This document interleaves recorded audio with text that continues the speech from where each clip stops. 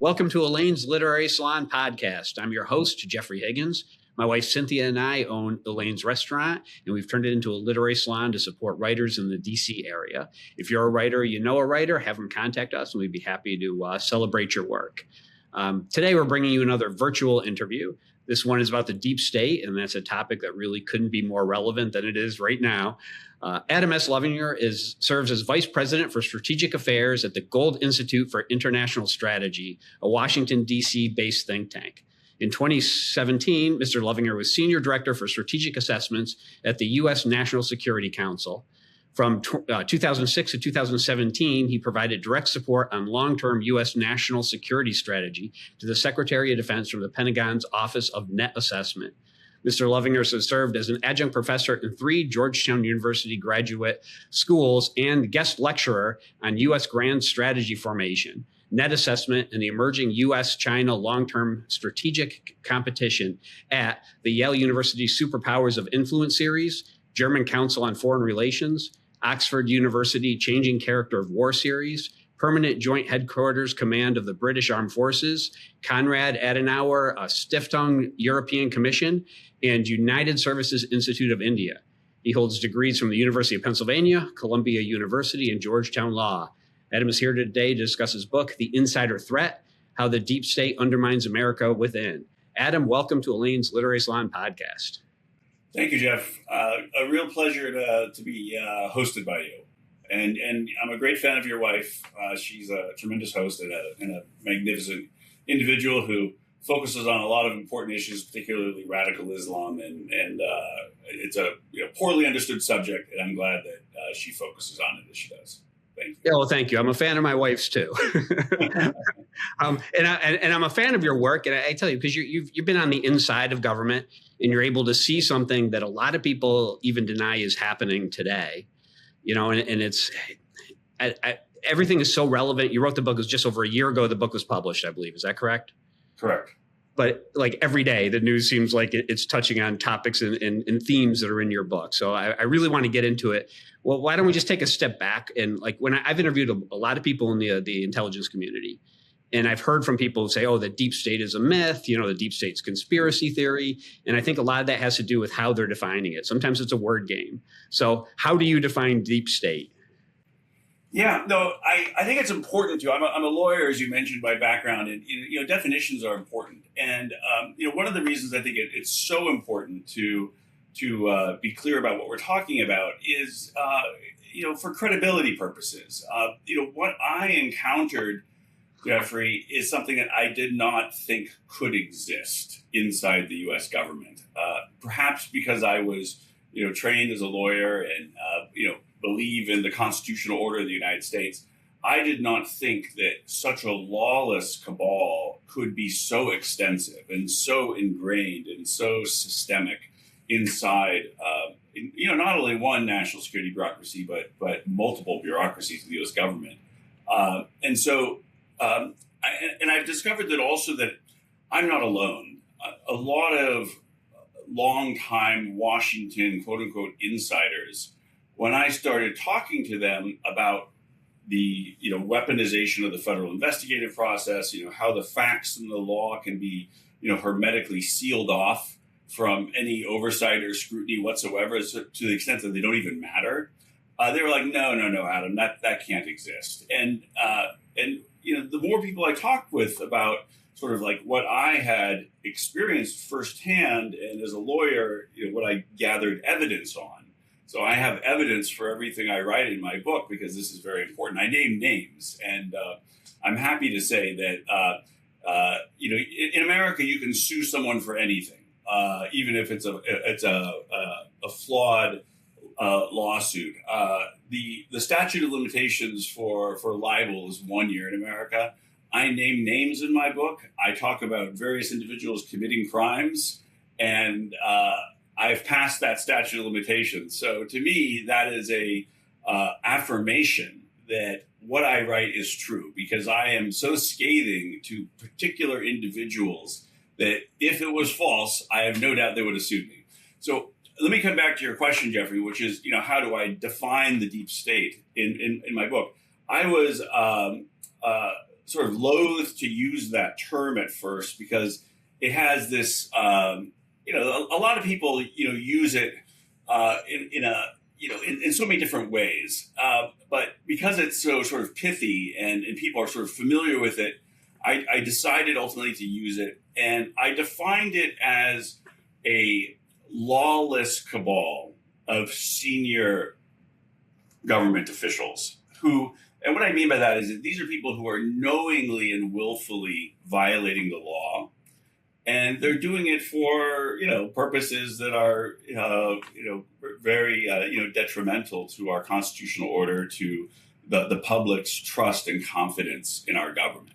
And so that's the way I use it. And I try to, build it out and explain why these people do it. I believe it goes back to, what I call, this view of America as an oppressor nation or as an imperialist nation or as a country that is built on sin and that we need to be taken down some notches. And those in the deep state that I encountered, I believe that this is a theme that united them all, which was that they were there and they really didn't believe in the rule of law, our Constitution, due process. They didn't think America was a force of good in the world. And they were, in many cases, they were working with America's enemies. I have evidence of that as well. They're working with the Russians, they're working with the Chinese, sharing classified information with operatives from our enemies, and, really doing, a horrendous thing to undermine our alliances and to undermine our national security information. So this was something that I was shocked to have discovered. But once I did, I was like, I got to write about this. This has to be exposed. And I think that when I started the book project, I think that there were a lot of people who were still, this couldn't possibly be true. But as time goes by, the more we learn, the more this is, we're sort of, pulling back the various layers of the onion. And I think that more and more Americans recognize that this, deep state is genuinely an existential threat to the United States. And we just have more and more evidence of that every day. When you talk about the illegality, how much of it I'm sure you don't have a full picture on the entire problem of the deep state, right? But in your experience, how much of it was like the individual techniques or criminal acts, like, for instance, lying to Congress or hiding something from a subpoena or whatever, compared to just the unconstitutionality of like unelected bureaucrats working against the interests or the direct orders of their chain of command from elected officials, like working against the interests of, say, the sitting administration? Yeah, so that's a very good question. My case was more the former, just because when I was, the only lawyer in the Office of Net Assessment, and I saw some, very bad things happening. Like this office was funding, Russiagate, the Russiagate source A and B of the Steele dossier, a guy named Stefan Halper. I blew the whistle on these contracts. I was like, this is the Department of Defense should not be funding, the world's most infamous presidential elections interference operative. This is just not something that the Department of Defense should be doing. And so I blew the whistle on that, and I was kind of ignored. But as soon as President Trump won the election, and I was brought to the White House, that's when this cabal of senior officials, including Obama's, Deputy Secretary of Defense, Bob Work, the number 2 guy, they came together to weaponize the federal investigative process, to launch multiple investigations against me. And so, what I show in this book is how the deep state weaponizes laws, rules, regulations, and policies with impunity to go after people and destroy the careers of people that they don't like. And so this is really like an offensive. These are weapons that are used. But you're right. there are many ways that the deep state can undermine our processes just by ignoring elected officials and hiding documents and just other sort of more subtle means of internal subversion as opposed to this weaponization that I experienced. So we're in such a partisan time now, right? Probably since the 60s, things haven't been as divided as they are right now. And when people hear a lot of this, they tend to put on their team uniforms, but like what you're talking about in crimes and working with foreign governments against the interests of the United States and, actual like crimes, written crimes, when you're talking about that, why do you think that people are so hesitant to accept it or to listen to it if the person who's committing the crime maybe is wearing the colors of their team? So you said the person who's committing the crime is wearing the colors of their team. Okay, so what I discovered is there's these perverse incentive structures to the deep state's operations. And so you mentioned divisions. America is very divided. I agree with you. I became, politically, I'm 54 years old. I became politically conscious like in my early teens. I've never seen anything like this before. And I think that part of it is that, the American people on both the left and the right, and, often for different reasons, are losing trust and confidence in the U.S. government. And I believe that the subversion, the intentional subversion that I encountered, that this is being done for partisan political purposes. This is being done for economic purposes. This is being done for ideological purposes. How much of it is being done to strategically undermine the American people's trust and confidence in the U.S. government? I don't know. But that is the result. And, certainly, those Americans who voted for Donald Trump, I believe that they understand, having seen lots of data, having seen just, evidence coming forth that there's a real problem with the federal government. And, this is why, the cuts that DOJ has done are quite popular. We see what's happened once we've done an autopsy of agencies like the U.S. Agency for International Development, just how much corruption was there. So many programs, so much missing money, so much money that was sent overseas and was lost, and just no one knows whatever happened to it. It's really a disgrace. And so I think that in many respects, there's these like secondary and tertiary consequences of the sort of corruption that I saw. And that has strategic consequences for the nation as a whole. So, how long has a deep state, sort of as you're describing, been a problem? Is this something that's been just slowly growing since the formation of the country, or is it a fairly modern phenomenon? Yeah, that's a very good question. I'm lucky to have some older and wiser mentors in the Washington D.C. area. I'd say that, a significant number of my friends worked for the Reagan administration and, very sophisticated senior positions in the national security bureaucracy, DOD, CIA, State Department. And they've, told me, there's like, Adam, what happened to you, they say, could not have happened in my time. Sure, there was, there were enemy agents. Sure, there were scandals here and there. But the systemic and sort of routine and rote, just lawlessness of a system. Because I was a civil servant, and I wasn't like and so what was unleashed against me was a system that had been put in place, and there were allegedly on paper a bunch of checks and balances built into the system that was used to get rid of me. It was called administrative due process, which was a joke. But there were no checks and balances. It was a real weaponized system. So these senior Reagan officials said that this could not have happened.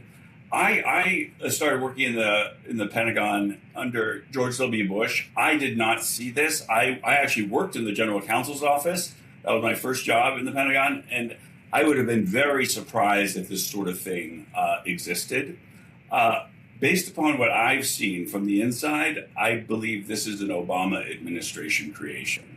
That once Obama realized that he couldn't convince Americans to be more humble and adopt this this sort of view of Americans as unexceptional, and sort of his whole DEI view of the world and foreign policy, I believe that he did turn inward, and he was an organizer by training, by background, and I believe that it was under the Obama administration that this machinery was put in place. And I have a lot of evidence of that.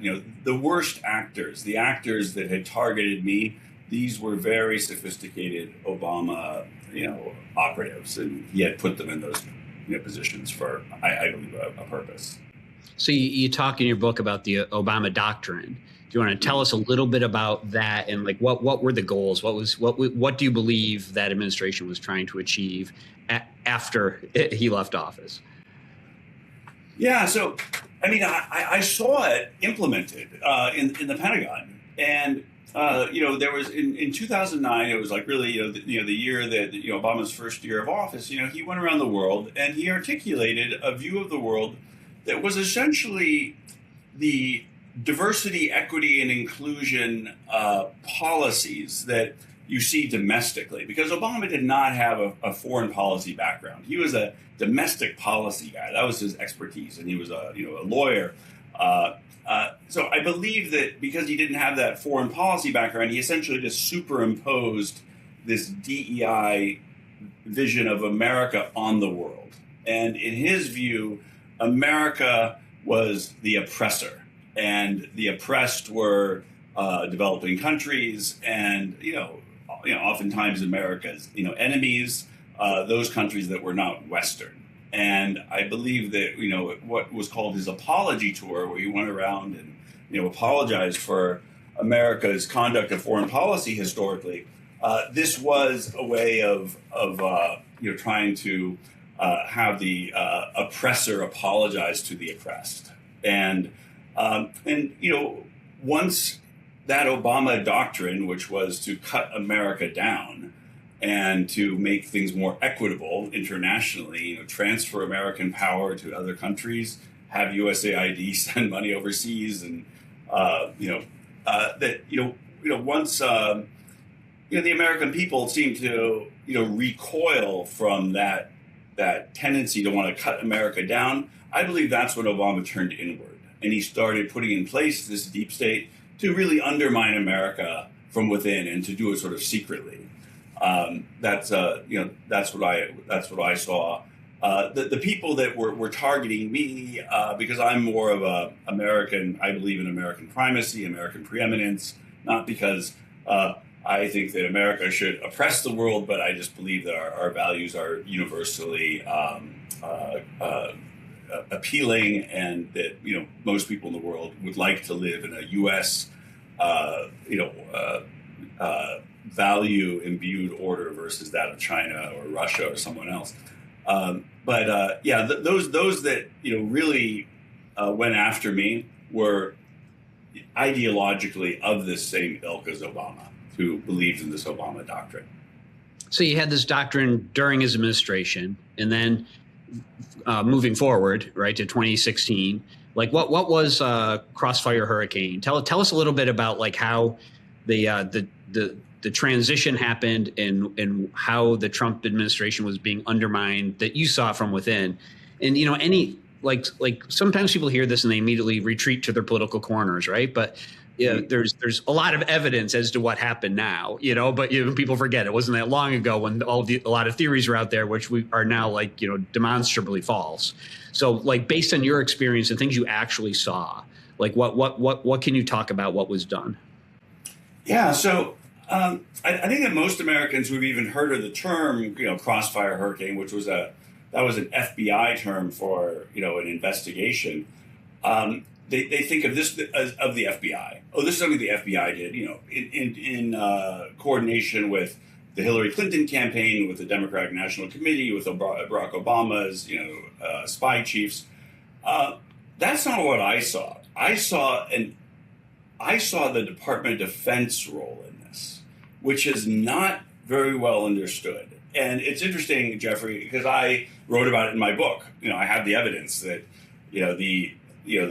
what are the key figures of the Steele dossier, which was something that Hillary Clinton had funded, the individuals who were putting that thing together, which was this, I believe it was Russian disinformation, because there were Russian spies involved in this. This was a way of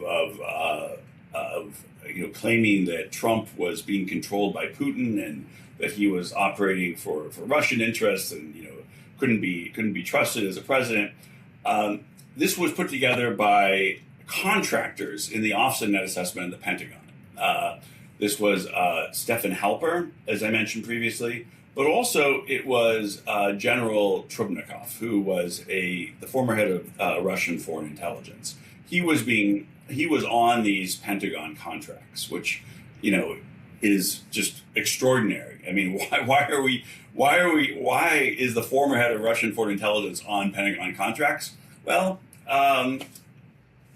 it's insane, but insane people run this stuff.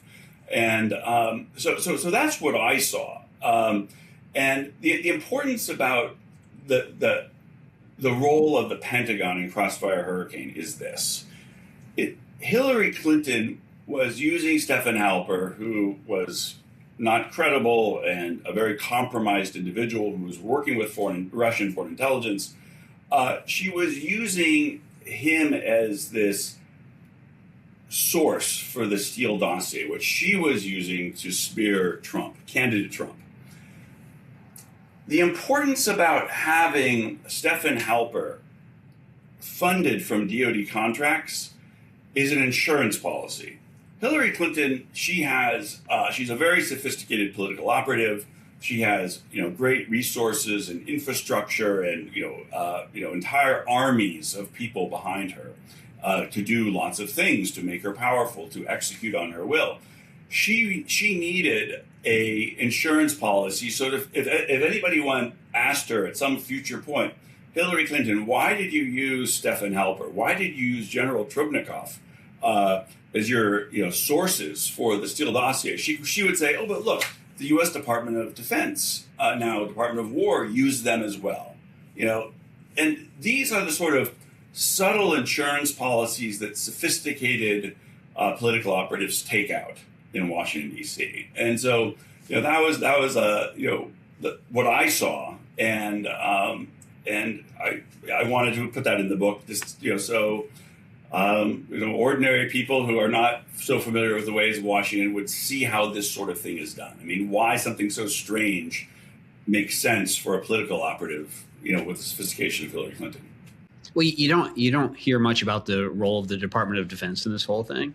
But it brings up so many questions, like how could you have somebody affiliated with former foreign intelligence working for anything to do, like within a stone's throw of the Pentagon, right? But also, if you're talking about a political campaign and an attempt to smear another candidate, how deep is it a coordinated infiltration? And how deep must it go to have people within the various branches of government all colluding together? You know what I mean? Like how that's not something you just snap your fingers and that happens. So I've read the Venona papers and looking at KGB infiltration as far back as the 1930s and the deep ways of undermining the country through bringing people up in these organizations and institutional capture from within. And when I hear things like this, that's what I think about, right? Like that didn't just happen right before an election. So how do you have coordination between maybe is it coordination between DOJ and DOD or are these just individuals who are acting with a common good? You know what I mean? Were they acting in concert or just by their own individual motivations? Yeah. So I can tell you what I've seen. So oftentimes the cabinet level official, I see this more in the Democratic Party than the Republican Party, but that if you want to get a great job, a Senate confirmed senior position, sometimes what certain sophisticated actors do is they develop a bag of goodies that they can essentially hand over to a presidential candidate and say, look, I can do this for you. What I saw was that this is what Deputy Secretary of Defense under Obama, Bob Work, did for Hillary Clinton. He was the number 2 under Obama in the Pentagon. he wanted to be Hillary Clinton's Secretary of Defense. So what he did for her, he generated a infrastructure that he could then use to meet a valuable, I wouldn't call it a need, but a want. Something that Hillary Clinton would use. Hey, Hillary, here is an insurance policy. You can use Stefan Halper, Christopher Steele, General Trubnikov. You can use Igor Danchenko. You can use these Russians and these very compromised individuals to generate the Steele dossier to smear Trump. I'll give you an insurance policy. Oh, thank you very much, Bob Work. That sort of thing. The extent to which it is, interagency, from my experience, that's a little bit more difficult. The reason why you get these networks of compromised, criminal conspiracies within individual agencies that I've seen is that to be promoted to certain jobs, you need to be compromised. Certain people need to be able to control you and blackmail you. This is something that, a lot of, my friends in the CIA tell me this is something that's very common at CIA. I understand it's common at FBI. I observed it in the Pentagon as well. If you want to be the director of net assessment under Barack Obama, you, James H. Baker, need to be compromised. And now, this guy's gone. But there are still, bad actors from the Obama administration still in the Pentagon, entrenched. And I think that, you can create the conspiracy, number one, by compromising, various individuals, essentially, giving them jobs that they wouldn't normally have. But it's sort of like, a payback. It's like, okay, we're breaking the law to put you in this job. That means there's a conspiracy of silence here. And you just have to do our bidding. That's sort of number one. Number two, there's a lot of money involved, contracts involved. There's a lot of, within the Office of Net Assessment, one of the things that was weaponized that I saw was that net assessments are these sort of, studies that are done to inform national security strategy. And so they can be very expansive and they can be hard to define. And so that's an easy way of hiding illicit payments. And so Stefan Halper was paid $1 million to generate essentially be the source for the Steele dossier, but to sort of show that he had done his work, he hired out some Cambridge University students to do reports for the Department of Defense and put his name on it, and put some Russian spies involved, and some of these reports were clearly Russian disinformation. I mean, maybe the Russians thought they were going to fool someone. So there's these sort of this real fraud, waste, and abuse that's being done, but it's an illicit way of paying off someone to do a dirty deed. I hope that makes sense. But so there's the blackmail. There's giving someone a job they're not qualified for, and doing it fraudulently. So there's a conspiracy of silence, and there's the money aspect. And also, I think that there's a foreign element of this as well, and that the Russians and the Chinese specifically, but also increasingly other America adversaries, they like having compromised individuals inside America's national security bureaucracy. So there is a extra sort of income flow that people will get from Moscow or Beijing or elsewhere, but there's a recognition that once you're corrupt, once you committed fraud, once you're weaponizing federal processes, you are compromised, and our foreign adversaries know that, and they can exploit that and get information that they want. It's interesting, Jeffrey. I don't mean to sort of monopolize this because you're asking excellent questions, but since my book was published, there has been more news reports of more Office of Net Assessment contractors on the payroll of China. And keep in mind, this is an office of about 12 people. It's a teeny office. I saw net assessment contractors working with the Russian Foreign Intelligence, with an alleged Chinese spy.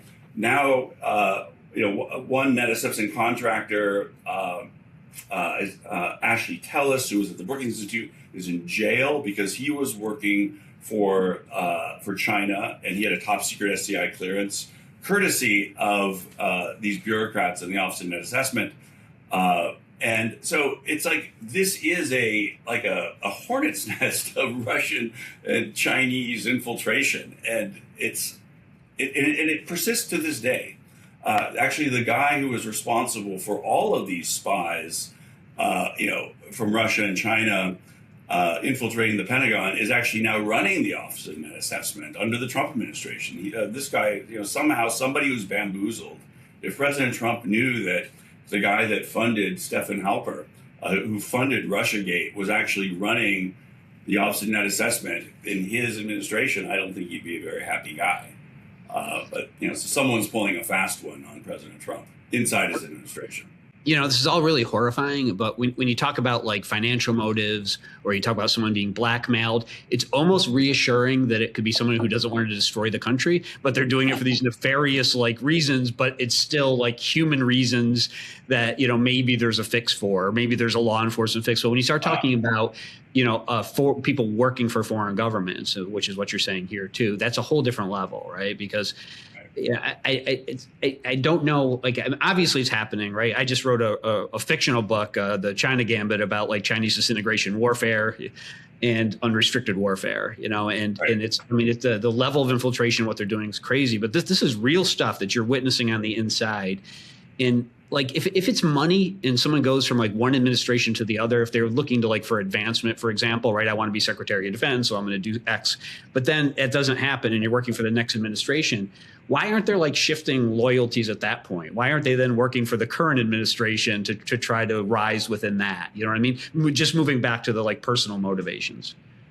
Yeah, well, a lot of these people that we're talking about, I can tell you that, this individual I mentioned, his name's Andrew D. May, I mentioned in my book. He was, promoted to senior executive service under Obama. Somehow he survived throughout the first Trump administration. He was there under Biden, and now he's heading the Office of Net Assessment. And he was responsible for the research. He was the research director for the Office of Net Assessment.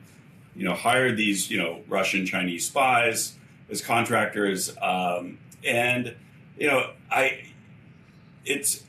this is an example of someone who's, stayed on and just continued. And, by the way, this is the only individual in the Office of Net Assessment I'm aware of historically who actually came from the private sector. So, he's very much aware of how, contracts and money works and those mechanisms.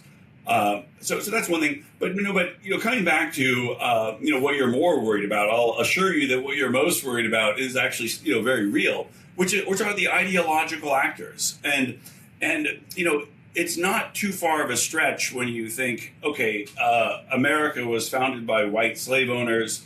We got to, the Constitution was written by, white slave owners. We need to destroy it. We need to tear it down. We need diversity, equity, and inclusion in America. To apply this worldview as Obama did on the world stage. And so it is shocking. I found it shocking how many, senior bureaucrats really have a view in the Pentagon of America as an oppressor nation, as just almost as if it's their duty to, bring us down some notches, to undermine us, to hurt us.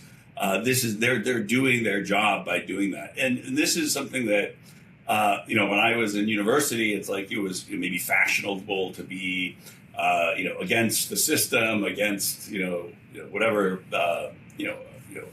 oppressive order that, students imagine themselves to be under.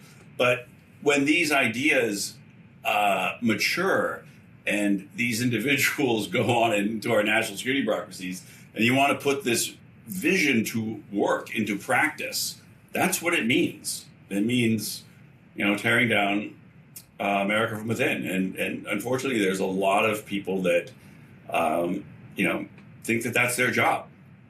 Do you think there is a self-selection process at work here where people who tend to go to government come from one side of the political aisle, or is it just targeting the government because that's where they feel like they can make the most change, and people who are unhappy with the system as is? Yeah, I've actually found, Jeffrey, that a lot of the hiring for government is rigged. There's something called usajobs.gov, where people apply for jobs in the federal government. I've seen firsthand how that's a sort of a joke. The most consequential jobs are reserved for fellow ideologues, friends, people that you have compromised, who will do your bidding for you. The important jobs are those, and many other jobs are those. I mean, I saw this in the Office of General Counsel, that they'll only hire lawyers. This was back when I was working there. There were certain individuals who were very political, very much on the political left, who were in charge of the hiring for the Department of Defense General Counsel's office, only wanting lawyers that had a certain sort of left-wing ideology. And so taxpayers spend many millions of dollars on systems that are supposed to be free and fair to get a professional civil service, but what they're actually paying for is a rigged process that gives you that's designed for sort of left-wing ideologues. Well, if we'd cut your first sentence about this being government, you could be describing higher education and the university system, right? There's been complete ideological capture where you have entire departments that are 100% on one side of the political aisle, across the country. But university, as bad as that is, and not having this free exchange of ideas, as bad, and having these propaganda mills, as bad as that is, they also don't have armies and the power of the gun behind them. So when what you're talking about is really an ideological capture of government, right, from within. How do you stop that once it's reached this what sounds like very late stage infiltration? Yeah, so it's an excellent question. So I live in Chevy Chase, Maryland. I'd say that probably 9 out of 10 of my neighbors are on the political left. Many of them, contractors. Some of them had worked for USAID, which was shut down in senior positions. Some of them, contractors for USAID. So, the founders, when they created our constitutional order, there was a sort of self-correcting mechanism they put in place. And I believe, Jeffrey, that we're getting to the early stages of things being so bad that it's hurting people from all sides of the political spectrum. Yes, USAID was a Democratic Party, left-wing operation that wasn't really addressed, international development or alleviating poverty. It was more like a contractor mill for Jamie Raskin's district, which is where I live. And, a lot of AID contractors were here, people making great salaries. There was a wealth transfer operation. And so, but it became so corrupt that, they killed the goose that was laying the golden egg. Trump was elected by American people who are understanding or waking up and realizing that a lot of the U.S. government has been captured by one political ideology that is not delivering. And so Trump hasn't had a mandate going in this second time. He had it the first time, but was not as practiced as he now is in cleaning it up. Didn't really know what tools he had at his disposal. Now he does. So those who created this golden goose to lay these golden eggs, they've killed it because they've gone too far. And hopefully there will be a recognition that good government is in the interests of both the left and the right. The left is the one that really needs to learn this lesson, and that if you have this lawlessness, you will suffer for it, even though if it might work for your ideology in the short term. In the long term, it will bring the whole house of cards down, and you'll lose. So. But it's a good question. I don't have all the answers, but that's just one thing that seems like is at least some people are starting to recognize that there's that problem for everybody. One of the most shocking things that came out of that USAID investigation really was how we were using like our foreign tactics to go over maybe destabilize hostile governments or have American influence in different places, and how we then turned that domestically on our own people through like information campaigns and laundering money. I mean, doing some really nefarious things, but against American taxpayers. And I don't think people really, there was so much happening all at once. I think it sort of got whitewashed a little bit. People didn't really notice, but an extension of that, or is the NGO thing that we're seeing across government, right? Where the government's not allowed to do certain things, so they take the money, give it to an NGO, then that NGO funnels some of the money back to the politicians who gave it to them to help them in their campaigns, but does the things those politicians wanted to do, but were legally prohibited from doing. And we're seeing that like in multiple agencies across. Did you have any like firsthand experience with this? Well, I mean, you're touching on a very important, big point here, which is that, there's so much lawlessness, and I believe this exists because there is no accountability. And I know that everyone's like, oh, there's no accountability, no accountability. What I found shocking, Jeffrey, is the extent of criminal activity, lying to Congress, stealing money, funding, collaborating with Russian and Chinese spies, sharing classified information with America's enemies. I mean, it almost seems like it's routine. And it's extraordinary to me because, they went after me. I had 5 investigations launched against me and my career in government destroyed based on my doing nothing wrong. General Flynn, who was my boss at the NSC, Crossfire Razor was launched against him. He had done nothing wrong.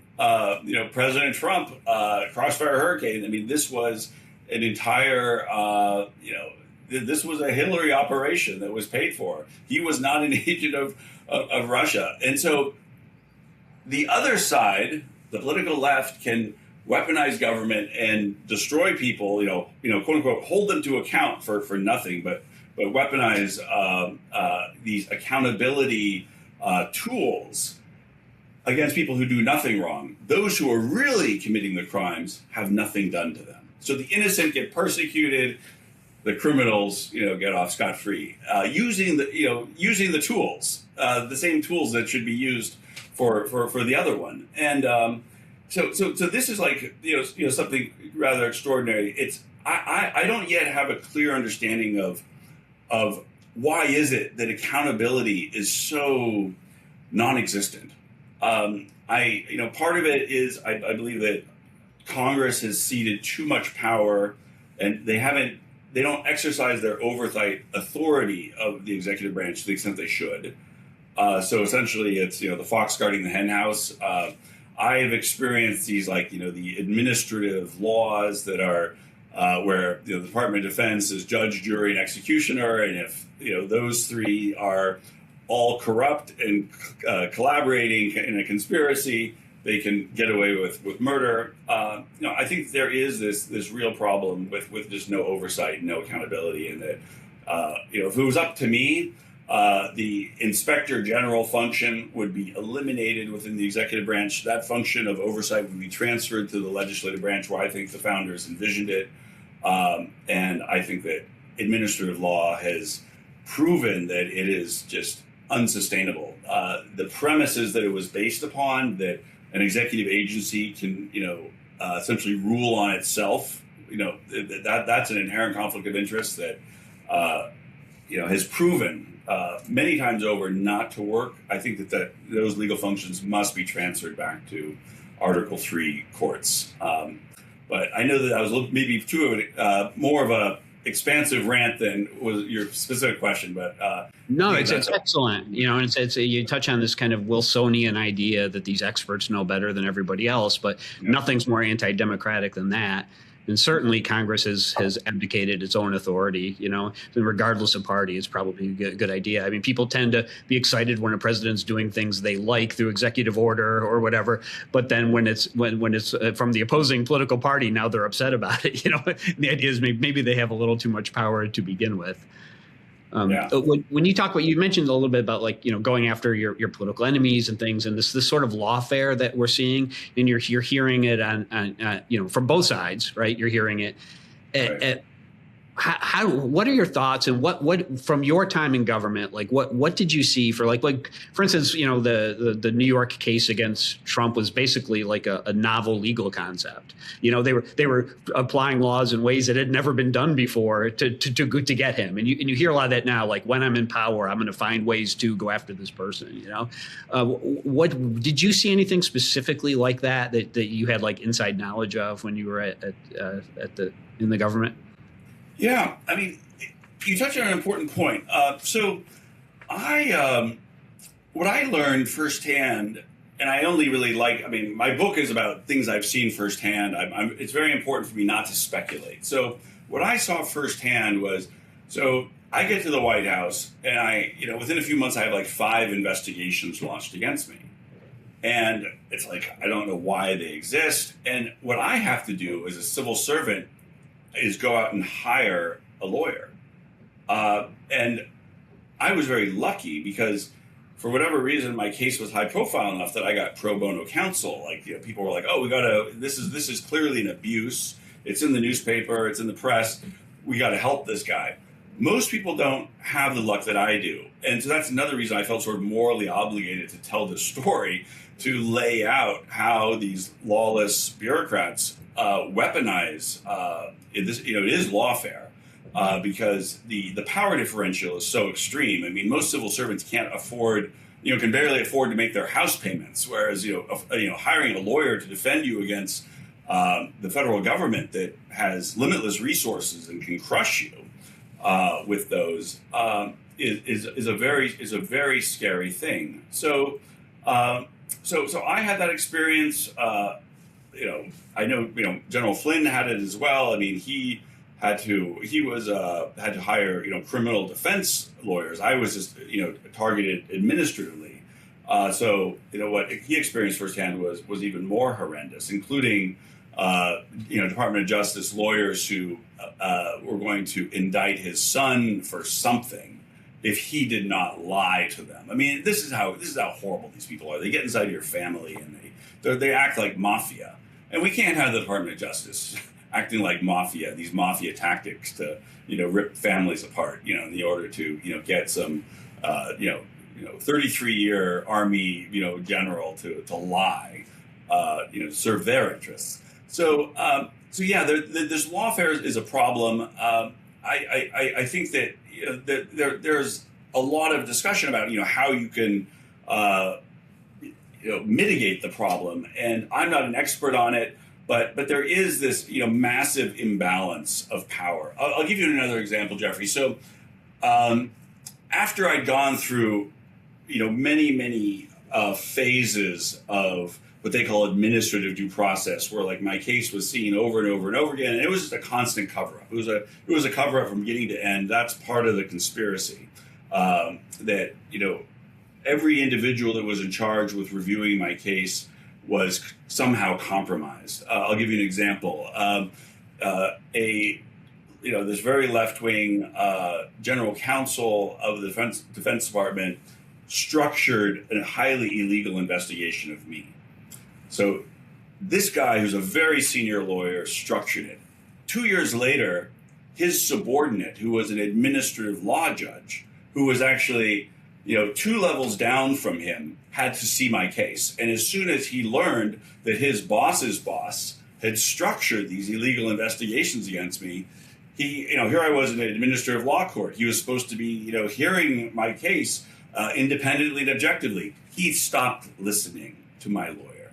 His boss had orchestrated this corruption. He was not going to go against him. So this is another form of law, this imbalance.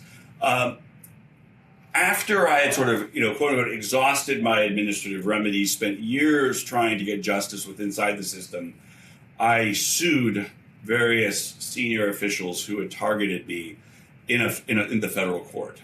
Judge Boasberg was appointed in the District of Columbia to be the judge.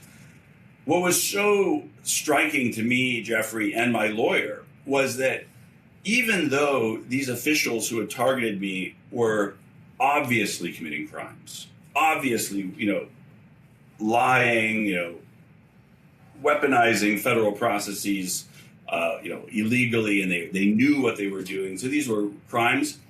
A U.S. Department of Justice senior lawyer was appointed to defend them individually.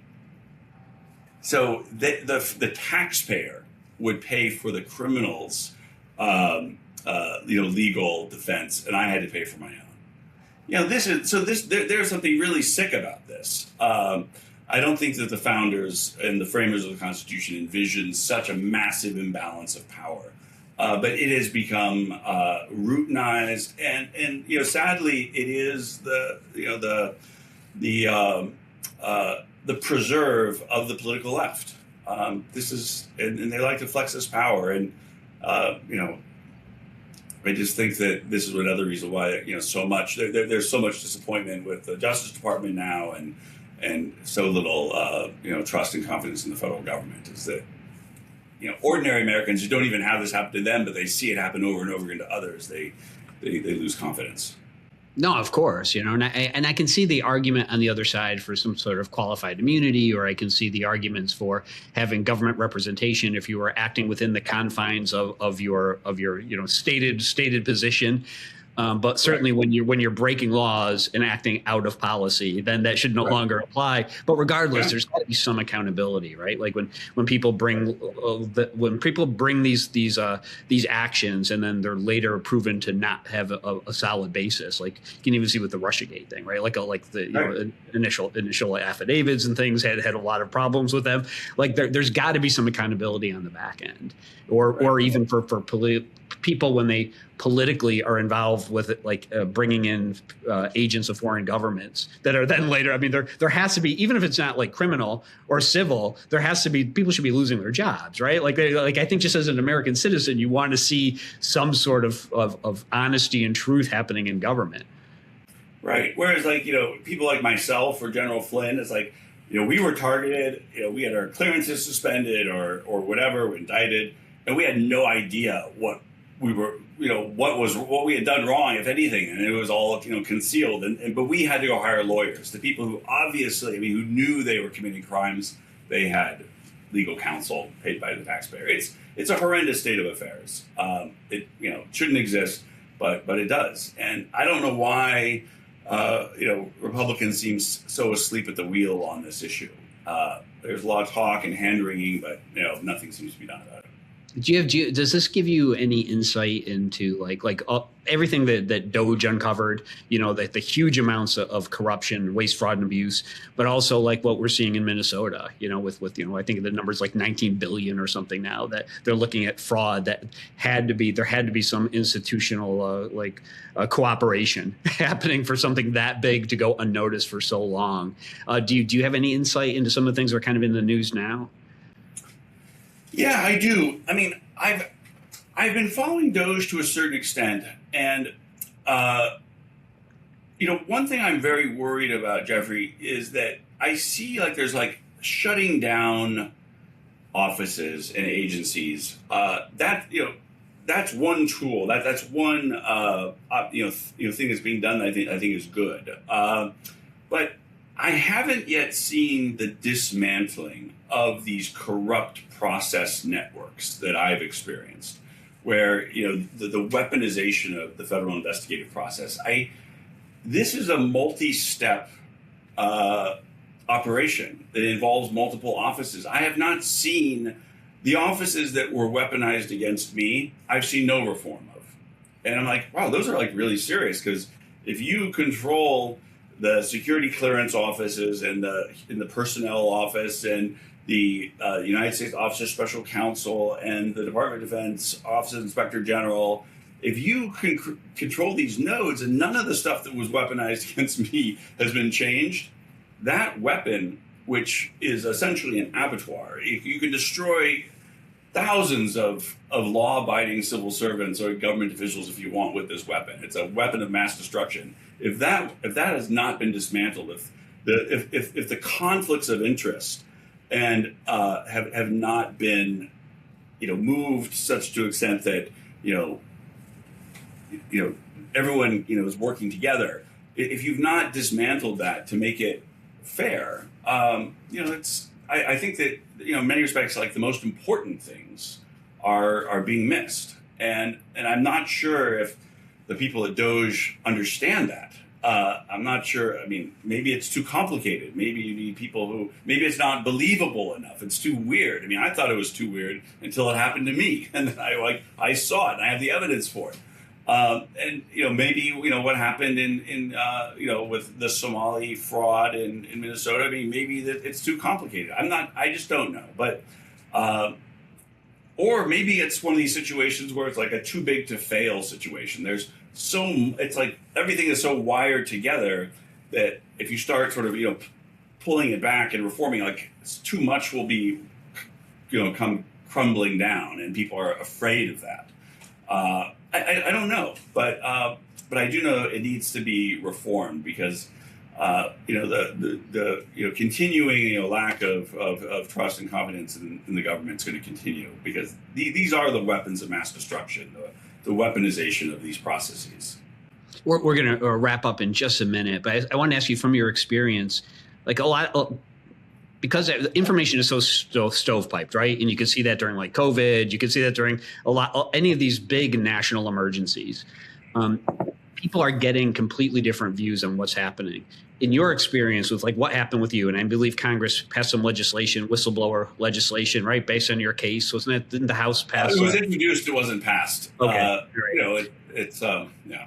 But it had national attention at the time. What the sort of the gatekeepers for information and the ones who can decide what the narrative is are the media.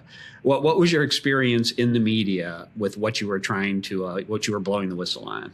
How was it handled?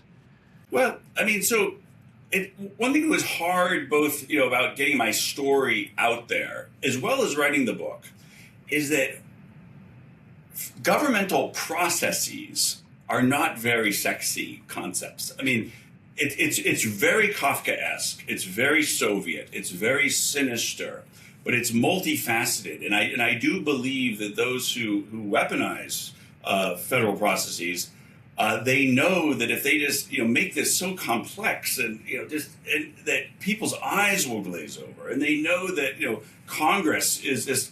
Members of Congress, they're swamped with issues. They want easy wins, and this is such a morass. It's such a muck. Everything is like so tied together, and these are things that people just don't want to address. And so I think that's one of the reasons why the problem persists, is that so few people want to bother pulling the string, and just they don't know what they'll get. They might have years of their lives wasted on something that doesn't get much attention because it's so technical and bureaucratic and boring. So this is what I worry about. And to answer your question about the press only got interested in my case when there was something like really juicy, like, oh, we discovered that I was defending myself before an administrative law judge, and the government at the time had exculpatory evidence that they were required to hand over to me that showed that I was innocent, and they didn't hand it over.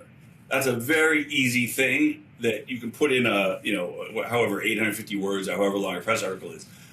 There was that, or that the people that were going after me criminally, very illegally, they got awarded medals that said they did the opposite of what they were doing. Instead of doing something terribly illegal and shameful to their service in the military, the narrative was turned on its head. Oh, they're doing something so great, and that was kind of like really disgusting. And so there was an article on that. But it's like it's the boring stuff, which is the systemically, strategically significant, and it's the rot in the system, which just doesn't attract the attention it should. And I tried to use the longer form of my book to sort of spell that out as like sort of in a Kafkaesque way. But and so I think that there was some interest there. But certainly most of my story was just too boring and administrative and legalistic to really capture people's attention. So I perhaps my story has been completely forgotten in the administration. I don't know, but that's the problem. How was the book received overall? Like, what kind of response did you have? Yeah, so I sold maybe between 2,000 and 3,000 copies. I don't know the exact number, which is not very much. I mean, it's not a bestseller. It's a very niche book. It was received very well. People who I admire, gave me great reviews, and but I just don't know to what extent it's been acted upon.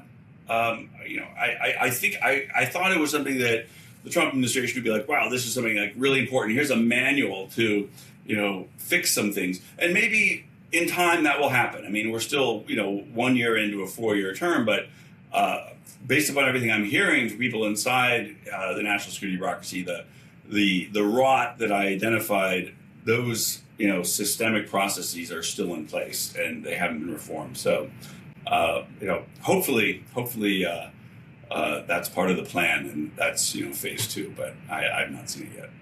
Well, I mean, it seems like there's just so much, right? And there's so much resistance from the bureaucracy itself, from judges who want to interfere with trying to trim the fat. That maybe in some ways you're right, it's complicated, but there's just so much. Like, everywhere you push, it seems like there's some rotten ground. Yeah, rotten ground, but a lot of money is at stake. A lot of various actors and blackmail files, and so it's not an easy fight. It requires real leadership, real courage to fight it, but it's a fight worth fighting. I mean, America is a work in progress. I believe in this country, but gosh, has it gotten far away from the vision of the founders and sort of that accountability. We got to get back. It's become much more Soviet, and we have to.